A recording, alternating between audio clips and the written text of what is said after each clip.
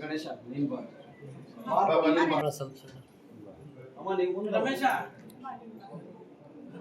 ನೋಡಿ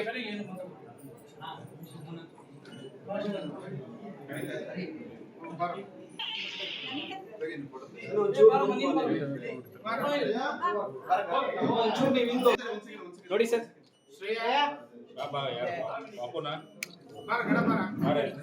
ನೋಡಿ ಇಲ್ಲ ಇಲ್ಲಿ ನೋಡಿ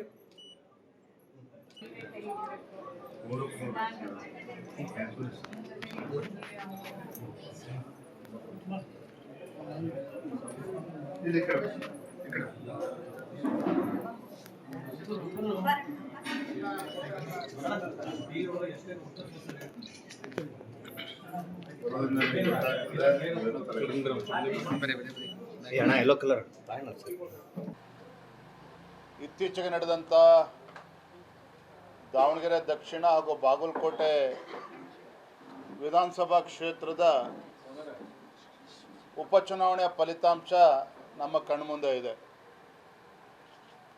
ಸಾಕಷ್ಟು ನಿರೀಕ್ಷೆಗಳನ್ನು ನಾವು ಇಟ್ಕೊಂಡಿದ್ವಿ. ಒಪ್ಕೊಳ್ತೇನೆ, ಒಂದು ಉಪಚುನಾವಣೆ ಅಂತ ಹೇಳಿದ್ರೆ ಆಡಳಿತ ಪಕ್ಷದ ಪರವಾಗಿ ಮತದಾರರ ಒಲವಿರ್ತದೆ. ಮತ್ತು ಈ ಉಪಚುನಾವಣೆ ಒಂದು ಕಡೆ ಕಾಂಗ್ರೆಸ್ ಅಭ್ಯರ್ಥಿಗಳ ಪರವಾಗಿ ಒಂದು ಅನುಕಂಪ,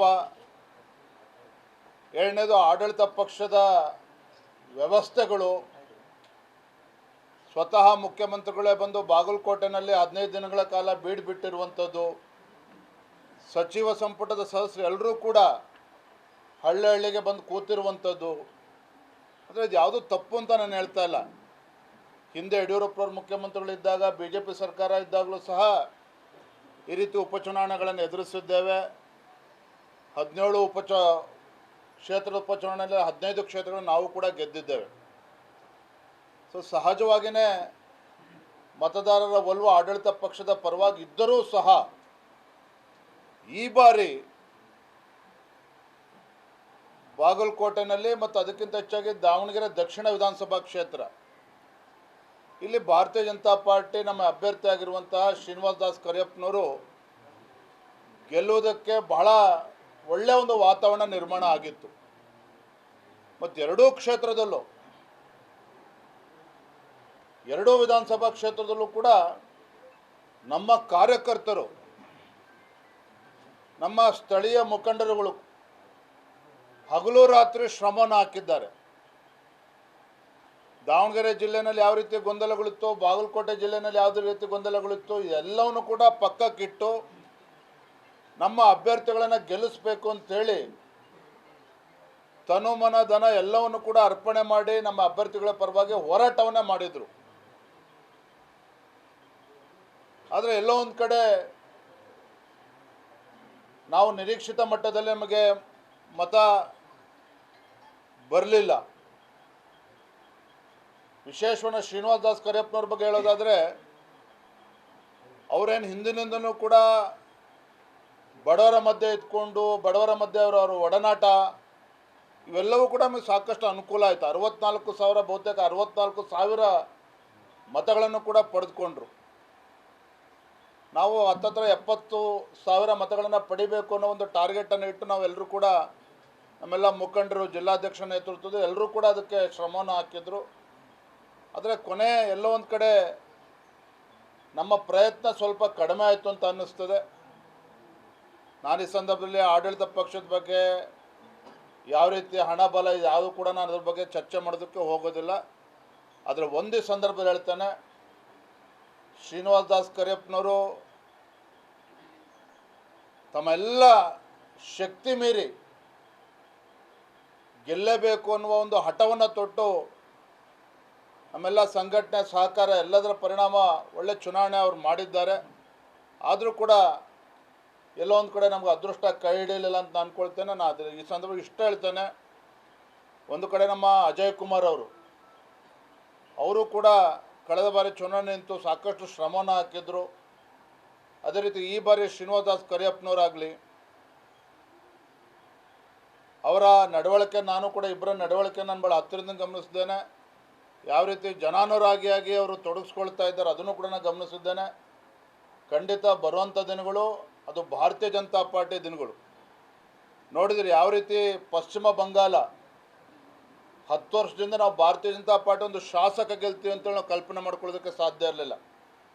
ಅಂಥ ಮಮತಾ ಬ್ಯಾನರ್ಜಿ, ಒಬ್ಬ ಪ್ರಭಾವಿ ಮುಖ್ಯಮಂತ್ರಿ ಮಮತಾ ಬ್ಯಾನರ್ಜಿಯವರು ಸತತವಾಗಿ ರಾಜ್ಯದ ಅಧಿಕಾರದ ಚುಕ್ಕಾಣಿ ಹಿಡಿದಂಥ TMC ಪಕ್ಷದ ಸ್ವಕ್ಕನ್ನು ಮುರಿದು ಅಧಿಕಾರದ ಮದದಿಂದ ಏನು ತೇಲ್ತಾ ಇದ್ರು ಮಮತಾ ಬ್ಯಾನರ್ಜಿಯವರು, ಹಿಂದೂಗಳಿಗೆ ಅಪಮಾನ ಮಾಡುವಂಥ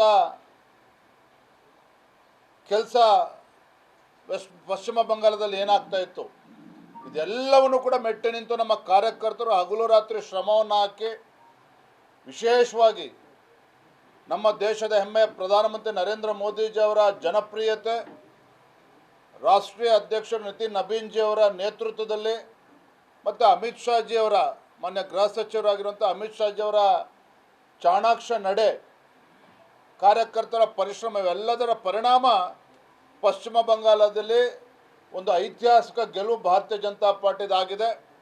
ನನಗೆ ಸಂಪೂರ್ಣ ವಿಶ್ವಾಸ ಇದೆ, ಯಾರು ಏನೇ ಹೇಳಲಿ 28ರ ಚುನಾವಣೆ ಖಂಡಿತ ಭಾರತೀಯ ಜನತಾ ಪಾರ್ಟಿ ಅಧಿಕಾರಕ್ಕೆ ಬಂದೇ ಬರ್ತದೆ. ಇಂಥ ಸಂದರ್ಭದಲ್ಲಿ ನಾನು ಶ್ರೀನಿವಾಸ್ ದಾಸ್ ಕರಿಯಪ್ಪನವರು ಕೂಡ ಅದೇ ಹೇಳಿರುವಂಥದ್ದು, ನಾವ್ಯಾರು ಕೂಡ ಚುನಾವಣೆ ಹಿನ್ನಡೆ ಆಗಿದೆ ಅಂತಕ್ಕಂಥ ವಿಚಾರವನ್ನು ತಲೆಯಲ್ಲಿ ಇಟ್ಕೊಳ್ದೇನೆ ಇನ್ನೂ ಹೆಚ್ಚು ಸಂಘಟನೆ ಜಿಲ್ಲೆನಲ್ಲಿ ಆಗಬೇಕಾಗಿದೆ, ಕ್ಷೇತ್ರದಲ್ಲೂ ಕೂಡ ಆಗಬೇಕಾಗಿದೆ. ನಾನು ಇವತ್ತೇ ನಮ್ಮ ಮಾಧ್ಯಮ ಸ್ನೇಹಿತರ ಸಮ್ಮುಖದಲ್ಲಿ ಹೇಳ್ತಾ ಇದ್ದೇನೆ, ನಮ್ಮ ಮುಖಂಡರ ಶ್ರಮ, ಶ್ರೀನಿವಾಸ್ ದಾಸ್ ಕರಿಯಪ್ಪ ಇರ್ಬೋದು, ಅಜಯ್ ಇರ್ಬೋದು, ನಮ್ಮ ಶಿವಕುಮಾರ್ ಅವರು ಇರ್ಬೋದು, ಎಲ್ಲರೂ ಕೂಡ, ಯಶವಂತರಾವ್ ಜಾಧವ್ ಅವರು ಇರ್ಬೋದು, ಎಲ್ಲರ ಶ್ರಮ ಇದೆ. ಇವತ್ತು ಎಲ್ಲ ಸಮಸ್ಯೆಗಳನ್ನು ವ್ಯತ್ಯಾಸವನ್ನು ಬದಿಗಿಟ್ಟು ರೇಣುಕಾಚಾರ್ಯ ಆದಿಯಾಗಿ ಸಿದ್ದೇಶಣ್ಣವರು ಎಲ್ಲರೂ ಕೂಡ ಒಗ್ಗಟ್ಟಾಗಿ ಶ್ರಮನ ಹಾಕಿದ್ದಾರೆ. ನನಗೆ ಸಂಪೂರ್ಣ ವಿಶ್ವಾಸ ಇದೆ, ಮುಂದಿನ ಚುನಾವಣೆ ಮತ್ತು ರಾಜ್ಯದಲ್ಲಿ ಅಧಿಕಾರಕ್ಕೆ ಬರ್ತಕ್ಕಂಥ ಸಂದರ್ಭದಲ್ಲಿ ದಾವಣಗೆರೆ ಜಿಲ್ಲೆಯಲ್ಲಿ ನಾವೆಲ್ಲರೂ ಕೂಡ ಒಟ್ಟಾಗಿ ಒಂದಾಗಿ ಶ್ರಮವನ್ನು ಹಾಕಿ ಮತ್ತೊಮ್ಮೆ ಭಾರತೀಯ ಜನತಾ ಪಾರ್ಟಿಯ ಗತವೈಭವ ದಾವಣಗೆರೆಯಲ್ಲಿ ಮರುಸ್ಥಾಪನೆ ಆಗಬೇಕು. ಆ ನಿಟ್ಟಿನಲ್ಲಿ ಶ್ರಮವನ್ನು ಹಾಕ್ತೇವೆ. ಶ್ರೀನಿವಾಸ್ ದಾಸ್ ಕರಿಯಪ್ಪ, ನಾನು ಮತ್ತೆ ಹೇಳ್ತಾ ಇದ್ದೇನೆ, ಅವರ ರಾಜಕೀಯ ಭವಿಷ್ಯನೂ ಕೂಡ ಉಜ್ವಲವಾಗಿದೆ. ಅದೇ ರೀತಿ ನಮ್ಮ ಅಜಯ್ ಕುಮಾರ್ ಅವರಾಗಲಿ ಎಲ್ಲರೂ, ನಾನು ರಾಜ್ಯದ ಅಧ್ಯಕ್ಷನಾಗಿ ಭಾಳ ಜವಾಬ್ದಾರಿಯುತವಾಗಿ ಮಾತನ್ನು ಹೇಳ್ತಾ ಇದ್ದೇನೆ. ನಮಗೆ ಒಳ್ಳೆಯ ಕಾರ್ಯಕರ್ತನ ಗುರುತಿಸ್ತಕ್ಕಂಥದ್ದು, ಅವರನ್ನು ಸಂಘಟನೆ ಜೋಡಿಸ್ತಕ್ಕಂಥದ್ದು, ಅವರಿಗೆ ಶಕ್ತಿ ತುಂಬುವಂಥದ್ದು ನನ್ನ ಅಧ್ಯಕ್ಷ ನನ್ನ ಕರ್ತವ್ಯವೂ ಕೂಡ ಇದೆ. ಅದನ್ನು ಬರೋದಿಂದ ನಾನು ಮಾಡ್ತೇನೆ. ಯಾವುದೇ ಕಾರಣಕ್ಕೂ ನಮ್ಮೆಲ್ಲ ಕಾರ್ಯಕರ್ತರು ನಾನು ತಮ್ಮ ಮುಖೇನ ವಿನಂತಿ ಮಾಡ್ತೇನೆ, ಈ ಸೋಲು ಇದರಿಂದ ಹತಾಶರಾಗ್ತಕ್ಕಂಥ ಅವಶ್ಯಕತೆ ಇಲ್ಲ. ಸನ್ಮಾನ್ಯ BS ಯಡಿಯೂರಪ್ಪರು ತಮ್ಮ ಜೀವನದಲ್ಲಿ ಅನೇಕ ಸವಾಲುಗಳನ್ನು ಎದುರಿಸಿದ್ದಾರೆ, ಅನೇಕ ಹೋರಾಟಗಳನ್ನು ಮಾಡಿದ್ದಾರೆ, ಸವಾಲುಗಳನ್ನು ಎದುರಿಸಿದ್ದಾರೆ. ಇಂಥ ಸಂದರ್ಭಗಳನ್ನು ಭಾಳ ಗಟ್ಟಿಯಾಗಿ ಎದುರಿಸುವಂಥ ಕೆಲಸವನ್ನು ಕೂಡ ಮಾಡಿದ್ದಾರೆ. ಹಾಗಾಗಿ ನಾನು ಯಡಿಯೂರಪ್ಪವ್ರ ಮಗ ಆಗಿ ರಾಜ್ಯದ ಅಧ್ಯಕ್ಷನಾಗಿ ಇವತ್ತೊಂದು ಮಾತು ಹೇಳ್ತಾ ಇದ್ದೇನೆ, ಇಟ್ಟ ಗುರಿ ಮುಂದಿಟ್ಟ ಹೆಜ್ಜೆ ಹಿಂದೆ ಸರಿತಕ್ಕಂಥ ಪ್ರಶ್ನೆನೇ ಅಲ್ಲ. ಭಾರತೀಯ ಜನತಾ ಪಾರ್ಟಿಯ ಗತವೈಭವ ಕರ್ನಾಟಕ ರಾಜ್ಯದಲ್ಲಿ ಮತ್ತೆ ಬರಬೇಕು, ಮತ್ತೆ ಮರುಸ್ಥಾಪನೆ ಆಗಬೇಕು. ಆ ನಿಟ್ಟಿನಲ್ಲಿ ನಾನು ಕೂಡ ರಾಜ್ಯಾದ್ಯಂತ ಪ್ರವಾಸ ಮಾಡಿ ಸಂಘಟನೆಯನ್ನು ಬಲಪಡಿಸಿ ರಾಜ್ಯದಲ್ಲಿ BJP ಮರುಪ್ರತಿಷ್ಠಾಪನೆ ಆಗಬೇಕು. ಎಲ್ಲ ಹಿರಿಯರ ಆಶೀರ್ವಾದದಿಂದ ಬರೋದ್ರಿಂದ ನಾನು ಅದನ್ನು ಮಾಡ್ತೇನೆ.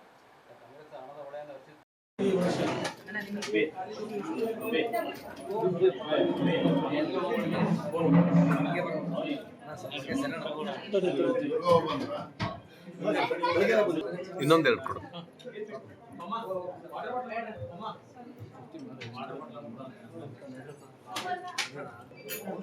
ಅಮಿತ್ ಶಾ ಅವ್ರದ್ದು ಟೈಮ್ ಚೇಂಜ್ ಆಗ್ತಾ ಇದೆ. ಹೌದು, 12 ಗಂಟೆ ಅಂತ. ಬೆಳಗ್ಗೆ ವೆಸ್ಟ್ ಬೆಂಗಾಲ್ ಪ್ರಮಾಣ ಮುಗಿಸ್ಕೊಂಡು ಮತ್ತು 3:30 ಸ್ಟ್ಯಾಂಡ್ ಆಗ್ತದೆ. ಹಾ?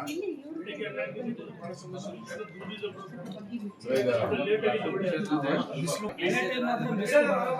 ಅಲ್ಲಿದೆ ದಾವಣಗೆರೆ ಇದನ್ನು ಫೋನ್ ಮಾಡ್ತೇನೆ ಚಾನಲ್ ಕೊಟ್ಟು.